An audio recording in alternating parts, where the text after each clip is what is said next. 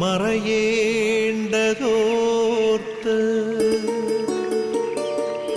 ചന്ദ്രനക്ഷത്രാദികൾ വിതുമ്പുമ്പോൾ മാറ്റമില്ലാതെങ്ങും വിരാജിക്കും ദൈവമേ, അങ്ങയെ വാഴ്ത്തുന്നു ഞങ്ങൾ. ഉദിച്ചെങ്ങും പ്രഭതൂകും പാരിലെ സൂര്യരശ്മിയേക്കാൾ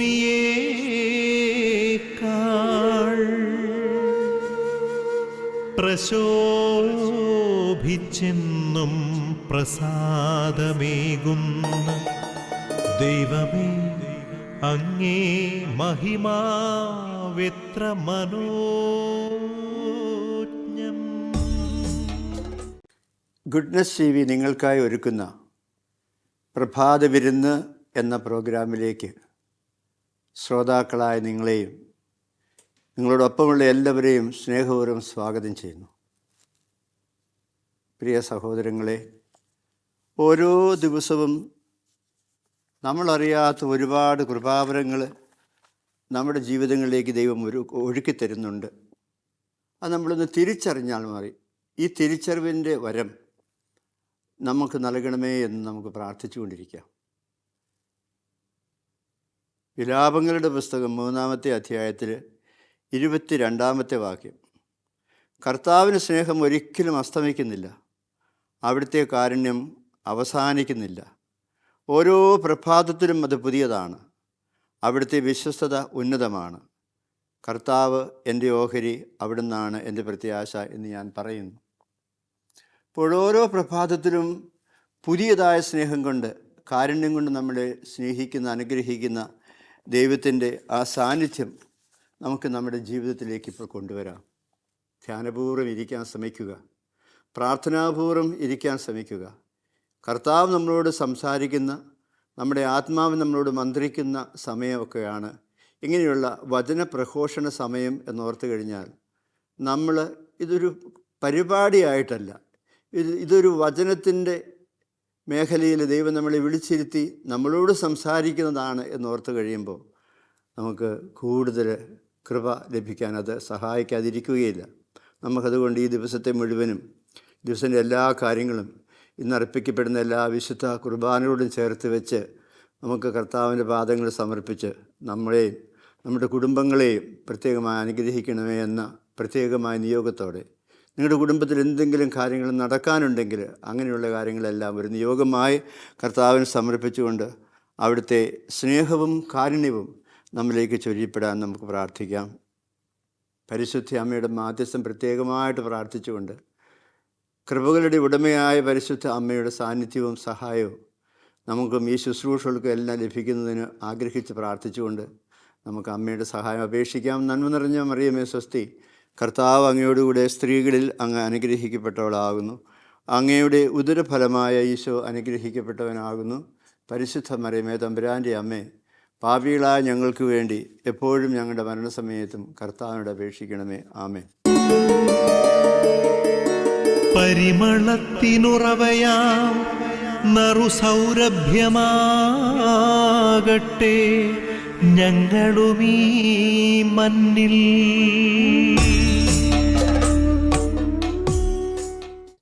നമ്മൾ നമ്മുടെ ചിന്തയ്ക്കും പഠനത്തിനും അടിസ്ഥാനമായി എടുക്കുന്ന വചനം യോഹന്നാൻ അപ്പസ്തോലൻ്റെ സുവിശേഷത്തിലെ 21-ാമത്തെ അധ്യായത്തിലെ 4 മുതലുള്ള വചനങ്ങളെ അടിസ്ഥാനപ്പെടുത്തിയാണ്. അതിപ്രകാരമാണ്: ഉഷസ്സായപ്പോൾ യേശു കടൽക്കരയിൽ വന്നു നിന്നു, എന്നാൽ അത് യേശുവാണെന്ന് ശിഷ്യന്മാർ അറിഞ്ഞില്ല. യേശു അവരോട് ചോദിച്ചു, കുഞ്ഞുങ്ങളെ, നിങ്ങളുടെ അടുക്കൽ മീൻ വല്ലതുമുണ്ടോ? ഇല്ല എന്ന് അവർ ഉത്തരം പറഞ്ഞു. അവൻ പറഞ്ഞു, വള്ളത്തിൻ്റെ വലതുവശത്ത് വീശുക, അപ്പോൾ നിങ്ങൾക്ക് കിട്ടും. അവർ വലയിട്ടു. അപ്പോൾ വലയിലകപ്പെട്ട മത്സ്യത്തിൻ്റെ ആധിക്യം നിമിത്തം അത് വലിച്ചു കയറ്റാൻ പോലും അവർക്ക് കഴിഞ്ഞില്ല. യേശു സ്നേഹിച്ചിരുന്ന ആ ശിഷ്യൻ പത്രോസിനോട് പറഞ്ഞു, അത് കർത്താവാണ്. നോക്കണേ, ഒരു പ്രഭാതത്തിൽ വളരെ നിരാശരും ദുഃഖിതരുമായിരുന്ന അപ്പസ്തോലന്മാർ ഒരുമിച്ച് കൂടി അവർ വീണ്ടും മത്സ്യബന്ധനത്തിന് പോവുകയാണ്. അക്കരെ നിന്ന് ഒരു മനുഷ്യൻ വിളിച്ച് ചോദിക്കുകയാണ്, നിങ്ങൾക്ക് മത്സ്യം വലുതുമുണ്ടോ? ആരാണെന്ന് അറിഞ്ഞുകൂടാ, തിരിച്ചറിയാൻ കഴിഞ്ഞിട്ടില്ല. അപ്പോൾ അവർ അറിഞ്ഞുകൂടാ. ഏതായാലും അയാൾ പറഞ്ഞതനുസരിച്ച് ഇവർ വലയിറക്കി. വല നിറയെ മത്സ്യങ്ങൾ. യോഹന്നാൻ തിരിച്ചറിയുകയാണ്, അത് നമ്മുടെ കർത്താവ് തന്നെ, അല്ലെങ്കിൽ വേറെ ആരുമല്ല. അപ്പോൾ അവൻ വിളിച്ചു പറഞ്ഞു, യോഹന്നാൻ അപ്പോസ്തലൻ വിളിച്ചു പറഞ്ഞു, അത് കർത്താവാടേ എന്ന്. അപ്പോൾ എല്ലാവരും ശ്രദ്ധിച്ചു. കാരണം അത്ഭുതകരമായ ഒരു മീൻപിടുത്തം അവർ അവിടെ കാണുകയാണ്. നോക്കണേ, ഒരു തിരിച്ചറിവിൻ്റെ മനുഷ്യനായിട്ടാണ് ഈ യോഹന്നാൻ പലപ്പോഴും നമ്മുടെ മുമ്പിൽ നിൽക്കുക. കർത്താവിനെ തിരിച്ചറിയുന്നു. ഇതാരാ? ഈ വരുന്നതാരാ? മുമ്പിലോട്ട് കടന്നു വരുന്നത് സ്നാപയോഹന്നാൻ ചൂണ്ടിപ്പറഞ്ഞു, ഇതാ വരുന്നു ലോകത്തിൻ്റെ പാപം വഹിക്കുന്ന ദൈവത്തിൻ്റെ കുഞ്ഞാട്. അത് കേട്ടവരിൽ ഒരാൾ യോഹന്നാൻ അപ്പോസ്തലനാണെന്ന് നമ്മൾ ഓർക്കണം. അങ്ങനെ അന്നു മുതൽ കർത്താവിനെ തിരിച്ചറിഞ്ഞ് വരുന്ന യോഹന്നാൻ്റെ ജീവിതം എത്ര മനോഹരമാണെന്നറിയാമോ? ഒരു തിരിച്ചറിവിൻ്റെ മനുഷ്യനാണ് വിശുദ്ധ യോഹന്നാൻ. ഇൻ സീനു യേസു എന്ന് പറഞ്ഞ ഒരു പുസ്തകമുണ്ട്. അത് അച്ഛന്മാർക്ക് വേണ്ടി എഴുതപ്പെട്ടതാണ്. കാരണം കർത്താവായ യേശു ഈ സ്പീക്സ് ടു ദി പ്രീസ്റ്റ് എന്നാണ് പറയുക. വൈദികരോട് കർത്താവ് സംസാരിക്കുന്നതാണ് ആ പുസ്തകത്തിനകത്തുള്ളത്. കർത്താവിൻ്റെ വക്ഷസ്സിൽ ചാരിക്കിടന്ന യോഹന്നാൻ എന്നാണ് യോഹന്നാൻ തന്നെക്കുറിച്ച് തന്നെ പറയുക. പിതാവിനോട് ഗാഢബന്ധം പുലർത്തുന്നവനാണ് യേശുവെന്ന് തിരിച്ചറിഞ്ഞതും ഈ യോഹന്നാനാണ്. അതാണ് 1:8 നമ്മൾ കാണുക. യോഹന്നാൻ സുവിശേഷം 1:8. അങ്ങനെ കർത്താവിനെ പ്രത്യേകമായി തിരിച്ചറിയുന്ന ഒരു വ്യക്തിയായ യോഹന്നാൻ നമ്മുടെ മുമ്പിൽ നിൽക്കുകയാണ്. ഈ തിരിച്ചറിവിൻ്റെ വരം പലതും സഹോദരൻ നമുക്ക് തിരിച്ചറിയാനുണ്ട്, നമ്മൾ തിരിച്ചറിയുന്നില്ല. ഏതെങ്കിലും ഒരു തെറ്റോ കുറ്റമോ പറ്റിയ ഒരു വ്യക്തിയോട് അധികാരികൾ ചോദിക്കുന്നത്, എന്താണ് എങ്ങനെ സംഭവിച്ചത് ചോദിച്ചു. അറിയാൻ പാടില്ലായിരുന്നു, അങ്ങനെ ആയിരുന്നെന്ന് അറിഞ്ഞുകൂടായിരുന്നു. നോക്കണേ, ഒഴിവായിരിക്കാം ഒരു പക്ഷേ ഒരു തിരിച്ചറിവ് ഉണ്ടാകാതെ പോയതിൻ്റെ പേരിലാണ് ഈ കുറ്റം, ഈ തെറ്റ് ഉണ്ടായത്. നമ്മളൊക്കെ തമ്പുരാൻ നമുക്ക് തന്നിരിക്കുന്ന ബുദ്ധി കൊണ്ടും ചിന്ത കൊണ്ടും മറ്റനുകൂലമായ കഴിവുകൾ കൊണ്ടൊക്കെ പലതും തിരിച്ചറിയാനുള്ളവരാണെന്ന കാര്യം നമ്മൾ മറന്നിട്ട് നമ്മുടെ തൽക്കാലം അറിഞ്ഞുകൂടായിരുന്നു, അത്ര ഓർത്തില്ല, ചിന്തിച്ചില്ല എന്നെല്ലാം പറഞ്ഞ് നമ്മുടെ പല തെറ്റുകളിൽ നിന്ന് ഒഴിവെടുക്കുന്ന ഒരു രീതിയൊക്കെ നമ്മുടെ കയ്യിലുണ്ട്. അതല്ല വേണ്ടത്. നമുക്ക് പലതും തിരിച്ചറിയാൻ കഴിയുക. ഈ തിരിച്ചറിവിൻ്റെ വരവ് തരണമേ തമ്പുരാനെ എന്ന് പ്രാർത്ഥിച്ചുകൊണ്ട് നിങ്ങൾ എൻ്റെ ഒപ്പം ഇരിക്കണം. അപ്പോൾ ഒരുപാട് തിരിച്ചറിവിൻ്റെ വരം നമുക്ക് ആവശ്യമാണ്, നമുക്ക് ബോധ്യമാകും. അങ്ങനെ തിരിച്ചറിയുന്നവ നമ്മുടെ ജീവിതത്തിലേക്ക് നമ്മൾ കൊണ്ടുവരുമ്പോൾ അതെല്ലാം നമുക്ക് ആത്മീയ ഭൗതിക ഗുണവർദ്ധനവിന് ഉപകരിക്കാതിരിക്കുകയുമില്ല. അപ്പോൾ ദൈവത്തെ തിരിച്ചറിയണം, നമ്മൾ ദൈവമല്ലാത്തതിനെയും തിരിച്ചറിയണം, ക്രിസ്തുവിനെ തിരിച്ചറിയണം, ക്രിസ്തു അല്ലാത്തതിനെയും തിരിച്ചറിയണം. പലപ്പോഴും നമ്മൾ പറയാറില്ലേ, ഭാഗ്യം കൊണ്ട് അയ്യോ എന്തോ ഒരു ഭാഗ്യമായിപ്പോയെന്നറിയാവോ എന്നാ ചോദിക്കുക. ഭാഗ്യം കൊണ്ട് അല്ല, അത് ദൈവത്തിൻ്റെ പ്രത്യേകമായ പരിപാലന കൊണ്ട്, ദൈവത്തിൻ്റെ സ്നേഹം കൊണ്ട്, ദൈവത്തിൻ്റെ കരുതൽ കൊണ്ട് നമുക്ക് കിട്ടിയതാണെന്ന് നമ്മൾ തിരിച്ചറിയാതെ പോകുന്നു. അതുകൊണ്ട് നമ്മുടെ ഉള്ളിൽ ദൈവത്തോട് സ്നേഹവുമില്ല, ദൈവത്തോടുള്ള താല്പര്യവുമില്ല. അതുകൊണ്ട് നമുക്കൊരു ഹല്ലേലൂയ ഒക്കെ പറയാൻ ഭയങ്കര വിഷമമാണ്. മറിച്ച് ഇതെല്ലാം ദൈവത്തിന് ദാനമാണെന്ന് നമ്മൾ തിരിച്ചറിയുകയാണെങ്കിൽ നമുക്ക് ഒരു വിഷമവുമില്ല ദൈവത്തെ സ്തുതിച്ചും മഹത്വപ്പെടുത്തിക്കൊണ്ടും സന്തോഷമായിട്ട് ജീവിക്കാൻ.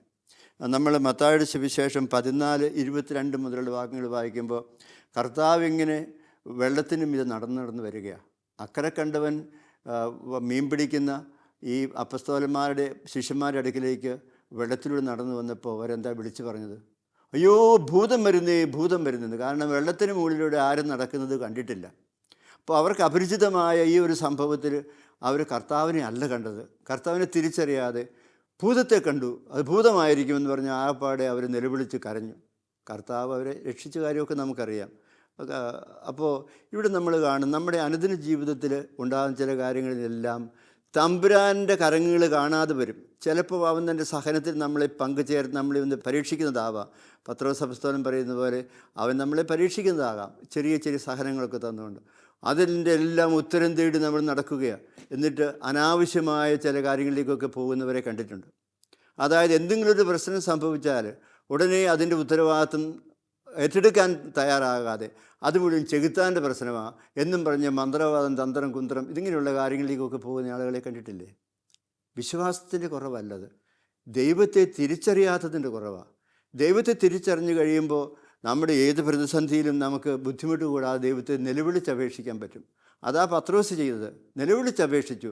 വെള്ളത്തിൻ്റെ മീതെ നടന്നു വന്ന കർത്താവിൻ്റെ പക്കലേക്ക് നടന്ന് ഇറങ്ങിപ്പോവുക കടലിലൂടെ. അപ്പോൾ മുങ്ങി താഴുമോ? വെള്ളമല്ലേ ഇത്, കരയല്ലല്ലോ. പത്രോസ് ആകപ്പാട് സംശയിച്ചു. ആ മുങ്ങിത്താഴാൻ തുടങ്ങിയപ്പോൾ അവൻ കർത്താവിനെ നിലവിളിച്ചപേക്ഷിച്ചു, കർത്താവെ രക്ഷിക്കണമേ. കർത്താവ് കരം നീട്ടി അവനെ രക്ഷിച്ചു എന്ന് പറയുന്നു. അങ്ങനെ കർത്താവിന് ശക്തി തിരിച്ചറിയാൻ വെള്ളത്തിൽ പോലും കടലിൽ പോലും പത്രോസിന് കഴിഞ്ഞു. ഇതാ നമുക്ക് ആവശ്യം. പലപ്പോഴും നമ്മൾ ദൈവത്തെ പലപ്പോഴും തിരിച്ചറിയാറില്ല. പകരം വേറെ പലതും നമ്മൾ തിരിച്ചറിയുന്നുണ്ട്. നമ്മളിലുള്ള പല പാപങ്ങളുടെയും കാരണങ്ങൾ, തെറ്റുകളുടെയും കാരണങ്ങൾ ദൈവത്തിൻ്റെ കണ്ണുകളിലൂടെ നമ്മൾ നോക്കിക്കാണാറില്ല. റോമാലേഖന 8-ാമത്തെ അധ്യായമൊക്കെ നമ്മൾ വായിക്കുമ്പോൾ ജഡത്തെക്കുറിച്ചൊക്കെ വളരെ വ്യക്തമായി നമുക്ക് അറിവ് തരുന്നുണ്ട് ആ അധ്യായം. ആത്മീയ കണ്ണുള്ളവനും ജഡിക കണ്ണുള്ളവനും തമ്മിലുള്ള വ്യത്യാസം. ആത്മീയ കണ്ണുള്ളവൻ ഏത് കാര്യം കണ്ടാലും അവൻ അതിനകത്ത് പരിശുദ്ധാത്മാവിൻ്റെ പ്രവർത്തനങ്ങൾ കണ്ടെത്തും. ജഡികമായ ഭൗതികമായ കണ്ണുള്ളവന് അങ്ങനെയുള്ള കാര്യങ്ങളെ കാണൂ. അപ്പം നമ്മുടെ കണ്ണ് പോലും നമുക്ക് പ്രധാനപ്പെട്ടതാണ്, നമ്മുടെ കാഴ്ച പോലും നമുക്ക് പ്രധാനപ്പെട്ടതാണ് എന്ന് നമുക്ക് തിരിച്ചറിയാനാവട്ടെ. നമ്മുടെ ജോബിൻ്റെ പുസ്തകം വായിക്കുമ്പോൾ അതിനകത്തൊരു കാര്യം കാണുന്നുണ്ട്. ജോബിൻ്റെ സുഹൃത്തുക്കൾ വന്ന് അദ്ദേഹത്തെ വല്ലാതെ കുറ്റപ്പെടുത്തി. നിൻ്റെ കുറ്റം കൊണ്ടാണ് ഇതൊക്കെ സംഭവിച്ചത് എന്നൊക്കെ പറഞ്ഞ് ജോബിനെ കുറ്റപ്പെടുത്തി. സഹനത്തിൻ്റെ പടുകുഴിയിൽ കിടക്കുകയായ മനുഷ്യൻ, ആരും ഒരു നല്ല വാക്ക് പറയുന്നില്ല. അങ്ങനെ ഉണ്ടായിരുന്ന ജോബ് തന്നെയൊക്കെ ശപിച്ച് അങ്ങനെ കഴിഞ്ഞുകൂടുന്ന സമയത്താണ് ദൈവം പ്രത്യക്ഷപ്പെടുകയാണ് ജോബിന്. ഇതൊരു വലിയ പാഠം നൽകുന്നൊരു പുസ്തകമാണ് നമുക്ക്. അപ്പോൾ നമുക്ക് ഒന്ന് രണ്ട് കുഞ്ഞു കാര്യങ്ങൾ നമ്മൾ ഓർക്കുമ്പോൾ അതിനകത്ത് നമ്മൾ കാണുന്നു, ജോബിനോട് കുറേ ചോദ്യങ്ങൾ അങ്ങ് ചോദിച്ചു ദൈവം. കുറേ ചോദ്യങ്ങൾ ചോദിച്ചപ്പോൾ ജോബിന് ഉത്തരം പറയാനൊന്നുമില്ല. ഈ മനുഷ്യർ പറഞ്ഞ കുറേ ഉത്തരങ്ങളെ ഇദ്ദേഹത്തിന് മനസ്സിലുള്ളൂ. ഒടുവിൽ ഈ മനുഷ്യൻ പറയുന്ന ഒരു കാര്യമുണ്ട്, ഇത്രയും നാൾ ഞാൻ നിന്നെക്കുറിച്ച് കേട്ടിട്ടേ ഉണ്ടായിരുന്നുള്ളൂ, നിന്നെ ഞാൻ അറിഞ്ഞിരുന്നില്ല. ഇപ്പോൾ ഞാൻ അറിയുന്നു, ഞാൻ പശ്ചാത്തപിക്കുന്നു എന്ന് പറഞ്ഞുകൊണ്ട് ദൈവത്തെ തിരിച്ചറിഞ്ഞ ജോബ് തൻ്റെ ആ തെറ്റുകളെക്കുറിച്ച് ആത്മാർത്ഥമായിട്ട് പശ്ചാത്തപിക്കുകയാണ്. പലപ്പോഴും നമ്മൾ പറയും, ഈ പണ്ടാരാണ്ട് പറഞ്ഞതുപോലെ എന്നും പറഞ്ഞ ഒരു പ്രയോഗമില്ലേ?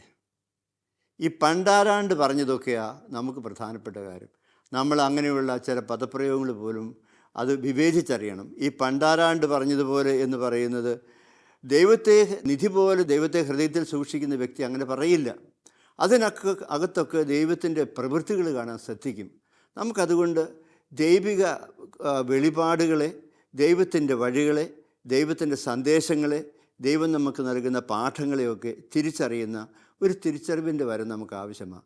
അങ്ങനെയുള്ള കുറേ മേഖലകളൊക്കെ നമുക്ക് കണ്ടെത്താൻ പറ്റും. നമുക്കൊക്കെ ഒരു ദൈവിക സ്വഭാവമുണ്ട്, ഒരു മനുഷ്യ സ്വഭാവമുണ്ട്. നമ്മൾ ദൈവം നിക്ഷേപിച്ചിരിക്കുന്നത് അതാണ്. അപ്പോൾ നമ്മളിലുള്ള ദൈവിക സ്വഭാവത്തെ തിരിച്ചറിയാതെ നമ്മൾ വെറും പച്ച മനുഷ്യരായിട്ട് ഈ മാനുഷിക സ്വഭാവം കൊണ്ട് മാത്രം ജീവിച്ചാൽ മതിയോ? തിരിച്ചറിയണം, അല്ല, നമ്മൾ വെറും മനുഷ്യരല്ല, നമ്മൾ ദൈവിക സ്വഭാവമുള്ളവരാണെന്ന്. രണ്ടാമതൊരു കാര്യം പറഞ്ഞാൽ നമുക്കൊക്കെ ഒരുപാട് കഴിവുകളും സിദ്ധികളൊക്കെ ഉണ്ട്. ഇതെല്ലാം എൻ്റെ നേട്ടമാണെന്ന് വിചാരിച്ച് ഞാൻ നടന്നാൽ ശരിയാവില്ല. ദൈവം എനിക്ക് തന്നതാണ് ഈ കഴിവുകൾ, ഈ സിദ്ധികൾ എന്ന് വിചാരിച്ച് നമ്മുടെ സ്കിൽസ്, നമ്മുടെ കഴിവുകളെയൊക്കെ ദൈവമഹത്വത്തിനും നമ്മുടെ ജീവിതത്തിന് വിശുദ്ധീകരണത്തിനും മറ്റുള്ളവരുടെ നന്മയ്ക്കും വേണ്ടി സമർപ്പിക്കുക നമുക്ക് ആവശ്യമായിട്ട് വരും. അതുപോലെ തന്നെ നമുക്ക് ഒരുപാട് ശാരീരികമായ കഴിവുകൾ, നമ്മുടെ ആരോഗ്യം, അങ്ങനെയൊക്കെ നമുക്ക് ഒത്തിരി ശാരീരികമായ കഴിവുകളൊക്കെ ഉണ്ട്. ഇതിനെയെല്ലാം ദൈവം ആഗ്രഹിക്കുന്ന രീതിയിൽ നമ്മൾ ഉപയോഗിക്കണം. അതുകൊണ്ട് നിങ്ങളുടെ ശരീരത്തിൽ ദൈവത്തെ മഹത്വപ്പെടുത്തുവിനെന്ന് റോമാലേഖനം 6:20 ഇത്ര മനോഹരമാണ്. ശരീരത്തിൽ നമുക്ക് ദൈവത്തെ മഹത്വപ്പെടുത്തണം. അതുകൊണ്ട് ഈ ശരീരം കൊണ്ടോ അതിൻ്റെ അവയവങ്ങൾ കൊണ്ടോ നാവ് കൊണ്ടോ ഒന്നും നമുക്ക് തെറ്റ് ചെയ്യാൻ പറ്റില്ല. ദൈവത്തെ മഹത്വപ്പെടുത്താനുള്ളതാണ് ഇത് എന്ന് അറിയുന്നു. അതുപോലെ തന്നെ നമുക്കൊക്കെ എല്ലാവർക്കും ഓരോ വിളികൾ ദൈവം തന്നിട്ടുണ്ട്. ഈ വിളികളൊക്കെ ദൈവത്തിൻ്റെ ദാനമാണ്. നമ്മളെ വിളിക്കുകയും നിയോഗിക്കുകയും ചെയ്തിരിക്കുന്നു. യോഹന്നാൻ 15:16. ഈ വിളിയും നിയോഗവും അനുസരിച്ച് നമ്മൾ ജീവിക്കാൻ ശ്രമിക്കുമ്പോൾ പല തിരിച്ചറിവുകളും നമുക്കുണ്ടാകും. അപ്പോൾ നമുക്ക് മനസ്സിലാകും, ദൈവത്തിൻ്റെ വഴികളിലൂടെ, ദൈവത്തിൻ്റെ കണ്ണുകളിലൂടെ നമ്മൾ ചിന്തിക്കാനും പ്രവർത്തിക്കാൻ തുടങ്ങുമ്പോൾ നമ്മുടെ പല കാര്യങ്ങൾക്കും തെറ്റാണ് സമ്മതിക്കാൻ നമുക്ക് ബുദ്ധിമുട്ട് വരില്ല. അതുപോലെ തന്നെ നമുക്കറിയാം, ചെയ്യാതെ പോയ ഒരുപാട് നന്മകൾ അവസാന വിധി ദിവസത്തിൽ തമ്പുരാൻ ചോദിക്കുന്ന കാര്യം അതായിരിക്കും, നമ്മൾ ചെയ്യാതെ പോയ നമ്മുടെ നന്മകൾ. അതിനെയൊക്കെ നമുക്ക് തിരിച്ചറിയാം. അതുകൊണ്ട് ഒരു നന്മയും വിട്ടുകളയാതെ പറ്റുന്നതുപോലെ നന്മ ചെയ്തുകൊണ്ട് ജീവിക്കുക. അതുപോലെ തന്നെ തിന്മ നമ്മുടെ വ്യക്തിത്വത്തെ, ജീവിതത്തെ നശിപ്പിക്കുമെന്ന് തിരിച്ചറിയുക. അതുകൊണ്ട് ഒരു തെറ്റിലേക്ക്, ഒരു പാപത്തിലേക്ക്, ഒരു പാപ വഴിയിലേക്ക് ഒക്കെ പോവാതിരിക്കാൻ നമുക്ക് സാധിക്കും. അതുകൊണ്ട് ജീവിതത്തിൽ ഒരുപാട് തിരിച്ചറിവുകളെ നമുക്ക് ആവശ്യമായിട്ടുണ്ട് എന്ന് നമ്മൾ ഓർക്കുകയാണ്. നമുക്ക് ഈ ചിന്തകൾ ഇവിടെ സമാഹരിച്ചിട്ട് നമ്മുടെയൊക്കെ തിരിച്ചറിവിൻ്റെ മേഖലയെ നമ്മൾ എങ്ങനെ ഉപയോഗിക്കുന്നു എന്ന് നമുക്ക് ആലോചിച്ച് നോക്കാം. കുറേ കൂടി കാര്യങ്ങൾ തിരിച്ചറിഞ്ഞ് ജീവിച്ചിരുന്നെങ്കിൽ നമുക്ക് പല തെറ്റുകളും വരില്ലായിരുന്നു, പല പരാജയങ്ങളും തകർച്ചകളും വരില്ലായിരുന്നു.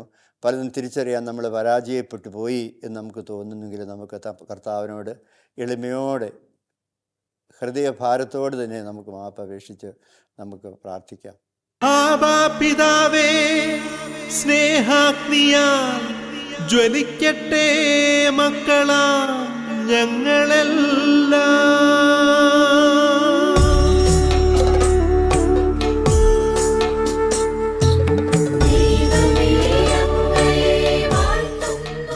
സഹോദരങ്ങൾ, നമുക്കൊരു നിമിഷം കണ്ണുകളൊക്കെ അടച്ച് നമ്മുടെ ജീവിതത്തിൽ തിരിച്ചറിവുകളില്ലാതെ പോയതിൽ വന്ന തെറ്റുകളെയൊക്കെ ഓർത്ത് പശ്ചാത്തപിച്ചുകൊണ്ട് ജീവിതത്തിൻ്റെ എല്ലാ വഴികളിലും പലതും തിരിച്ചറിയുന്ന വിവേകമുള്ള മനുഷ്യരായി തീരാൻ കൃപ നൽകണമെന്ന് നമുക്ക് തമ്പുരാനോട് പ്രാർത്ഥിക്കാം. പിതാവായ ദൈവമേ, അങ്ങയെ ഞങ്ങൾക്ക് നൽകിയ ഒരുപാട് നന്മകളും കൃപകളും ഞങ്ങൾ തിരിച്ചറിയുന്നു. പലതും ഞങ്ങളുടെ കഴിവുകളോ നേട്ടങ്ങളോ അല്ല എന്ന് ഞങ്ങൾ തിരിച്ചറിഞ്ഞുകൊണ്ട് അങ്ങയുടെ ദാനങ്ങളൊക്കെ അങ്ങയുടെ മഹത്വത്തിനായും ഞങ്ങളുടെ സഹോദരങ്ങളുടെ നന്മയ്ക്കായും ഞങ്ങളുടെ വിശുദ്ധീകരണത്തിനായും ഉപയോഗിച്ചുകൊണ്ട് ഞങ്ങളുടെ ജീവിത വഴികളെ ദൈവവഴികളാക്കി മാറ്റാൻ ഞങ്ങളെ എല്ലാവരെയും സഹായിക്കണമേ. കർത്താവായ ഈശോയെ, നീ ഞങ്ങളെ പഠിപ്പിച്ചിട്ടുണ്ട് എങ്ങനെയൊക്കെ തിരിച്ചറിഞ്ഞും വിവേകത്തോടു കൂടിയും ജീവിക്കണമെന്ന്. നിൻ്റെ പരിശുദ്ധാത്മാവിനെ ഞങ്ങളിലേക്ക് സമർത്ഥമായി അയച്ച് വിവേചനത്തിൻ്റെ ഒക്കെ വഴികളിലൂടെ ജീവിച്ചു പോകുവാൻ ഞങ്ങളെ എല്ലാവരെയും സഹായിച്ച് അനുഗ്രഹിച്ച് ഞങ്ങളുടെ ഈ ജീവിതത്തെ ദൈവമഹത്വത്തിന് ഉപകരണമായി മാറ്റാൻ സഹായിച്ച് അനുഗ്രഹിക്കണമേ എന്ന് ഞങ്ങൾ പ്രത്യേകമായിട്ട് പ്രാർത്ഥിക്കുന്നു. ആമേൻ. നമുക്ക് പരിശുദ്ധ അമ്മയെ ഓർക്കാം. സഹോദരങ്ങളെ, ജീവിതത്തിന് മുമ്പിലേക്കൊരു വലിയ വെല്ലുവിളി പോലെ വചനങ്ങൾ കടന്നു വന്നപ്പോൾ ദൈവം ആവശ്യപ്പെട്ടതിന് വേണ്ടി പൂർണ്ണമായി സമർപ്പിക്കാൻ, അതിലൂടെ ലോകരക്ഷയ്ക്ക് തുടക്കം കുറിക്കുവാൻ, ആരംഭം കുറിക്കുവാൻ ശ്രദ്ധിച്ച പരിശുദ്ധ അമ്മയുടെ ആ തിരിച്ചറിവിൻ്റെ വരം, ദൈവവചനങ്ങളെ തിരിച്ചറിഞ്ഞ അമ്മയെപ്പോലെ ജീവിക്കാനുള്ള കൃപ തരണമെന്ന് നമുക്ക് പ്രാർത്ഥിക്കാം. അമ്മേ മാതാവേ, അങ്ങയുടെ മാധ്യസ്ഥം ഞങ്ങൾ പ്രാർത്ഥിക്കുന്നു. അങ്ങ് ദൈവത്തിൻ്റെ വചനത്തെ തിരിച്ചറിഞ്ഞ് ജീവിതം സമർപ്പിച്ചതുപോലെ ദൈവത്തിൻ്റെ വഴികളെ തിരിച്ചറിയാൻ ഞങ്ങളെ സഹായിക്കണമേ. വിശുദ്ധ യൗസേപ്പെ സംശയത്തിലും വിഷമത്തിലും മനോദുഃഖത്തിലും കഴിഞ്ഞ അങ്ങ് ദൈവത്തിൻ്റെ വചനം കേട്ട് ജീവിക്കേണ്ട വഴികളും തിരഞ്ഞെടുക്കേണ്ട മാർഗങ്ങളും കൃത്യമായി കണ്ടറിഞ്ഞ് കർത്താവിന് കാവലായിരുന്ന അങ്ങയുടെ മാധ്യസ്ഥം ഞങ്ങൾ പ്രാർത്ഥിച്ചുകൊണ്ട് ഞങ്ങളുടെ ഈ ജീവിതത്തിൽ ഞങ്ങൾക്ക് ആവശ്യമുള്ള തിരിച്ചറിവിൻ്റെ വരങ്ങൾ ഞങ്ങൾക്ക് സമൃദ്ധമായിട്ട് നൽകണമേ. ഞങ്ങളുടെ മാലാഖമാരെ, ഞങ്ങൾക്ക് വഴികാട്ടുന്നവരെ, മാതൃകയായി നിൽക്കുന്നവരെ, ഞങ്ങളുടെ വിശുദ്ധരെ, പ്രത്യേകിച്ച് ഞങ്ങളുടെ പേരിന് കാരണഭൂതരായിരിക്കുന്ന വിശുദ്ധരെ നിങ്ങളുടെ മാധ്യസ്ഥവും സഹായവും ഞങ്ങൾ പ്രാർത്ഥിച്ച് അപേക്ഷിക്കുന്നു. ഞങ്ങളെ നയിക്കണമേ എന്ന് ഞങ്ങൾ പ്രത്യേകമായിട്ട് പ്രാർത്ഥിക്കുന്നു. സഹോദരങ്ങളെ, ഈ സമയം നമ്മുടെ ഈ ശുശ്രൂഷ നിർവഹിക്കപ്പെടുന്ന ഇതുപോലുള്ള എല്ലാ ഇടങ്ങളെയും നമുക്ക് പ്രത്യേകമായിട്ട് ഓർത്തുകൊണ്ട്, പ്രത്യേകിച്ച് മരിയൻ കൂടാരങ്ങളിൽ നമ്മളോട് ഒത്തുചേർന്ന് പ്രാർത്ഥിക്കുന്നവർക്ക് വേണ്ടി പ്രാർത്ഥിച്ചുകൊണ്ടും അവരുടെ നിയോഗത്തോട് നമ്മൾ നിയോഗങ്ങളെ ചേർത്ത് വെച്ചുകൊണ്ടും നമുക്ക് അങ്ങനെയുള്ളവരെ നമുക്ക് പ്രത്യേകമായിട്ട് ഓർക്കാം. ദൈവത്തിൻ്റെ കരുണയും കൃപയും നമ്മുടെ എല്ലാവരുടെയും ജീവിതങ്ങളിൽ നിറയാൻ നമുക്ക് നമ്മുടെ സ്വർഗീയ മധ്യസ്ഥരുടെ എല്ലാവരുടെയും മാധ്യസ്ഥം പ്രത്യേകമായിട്ട് പ്രാർത്ഥിക്കാം. കർത്താവിൻ്റെ ആശീർവാദത്തിന് വേണ്ടി നമുക്ക് കണ്ണുകളടച്ച കരങ്ങൾ കൂപ്പി പ്രാർത്ഥിക്കാം.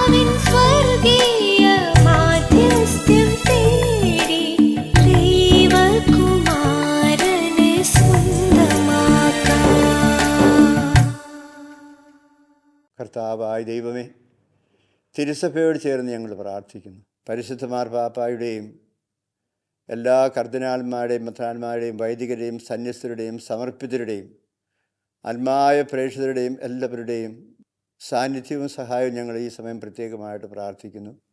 ഞങ്ങളുടെ ജീവിതങ്ങൾക്ക് ആവശ്യമുള്ള കുറവുകളും വരങ്ങളും തന്ന് ഞങ്ങളെയും ഞങ്ങൾ ആയിരിക്കുന്ന ഞങ്ങളുടെ കുടുംബങ്ങളെയും ഞങ്ങളുടെ ഈ ദിവസത്തെ ജീവിതത്തെയും അനുഗ്രഹിക്കണം ഞങ്ങൾ പ്രത്യേകമായിട്ട് പ്രാർത്ഥിക്കുന്നു. അങ്ങയുടെ ആശീർവാദം ഞങ്ങൾക്ക് തന്ന് ഞങ്ങളുടെ ശിരസിൽ കൈവച്ച് ഞങ്ങളെ തൊട്ട് അനുഗ്രഹിക്കണമെന്ന് ഞങ്ങൾ പ്രാർത്ഥിക്കുന്നു.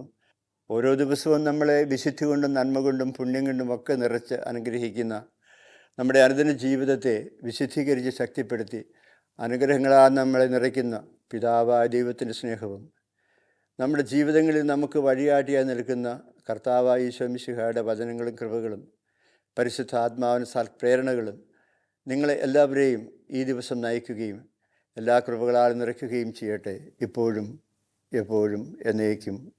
ആമേൻ. സഹോദരങ്ങളെ, നമ്മുടെ ദൈവത്തിൻ്റെ സ്നേഹവും കരുണയും ഓർത്തുകൊണ്ടാണ് ഈ ചിന്തകൾ ആരംഭിച്ചത്.